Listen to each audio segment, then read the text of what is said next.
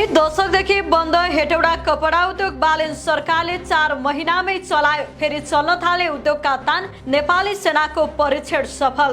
दर्शकबिन करिब 2 दशक भन्दा बढी समयदेखि सुनसान बनेको हेटौडा कपडा उद्योग परिसरमा फेरि कपडा बुन्ने तानको खटखट आवाज गुन्जिन थालेको छ।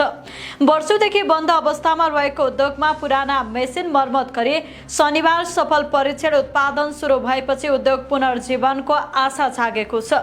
प्रधानमन्त्री बालेन शाहका निजी सचिव प्रदीप परियारका अनुसार उद्योगभित्र रहेका पुराना तान तथा अन्य मेसिनहरू नेपाली सेनाको नेतृत्वमा मर्मत गरी सञ्चालनमा ल्याइएको हो।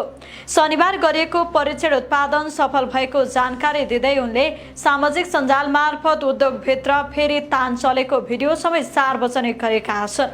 परियारले लामो समयदेखि थन्किएर रहेका मेसिनहरू पुनः सञ्चालनमा आउनु उद्योग पुनर्जीवन अभियानको महत्त्वपूर्ण उपलब्धि भएको बताएका छन्। उनका अनुसार उद्योगलाई पूर्ण क्षमतामा सञ्चालनमा ल्याउने लक्ष्यका साथ चरणबद्ध रूपमा काम भइरहेको छ र परीक्षण उत्पादन त्यसकै महत्त्वपूर्ण चरण हो।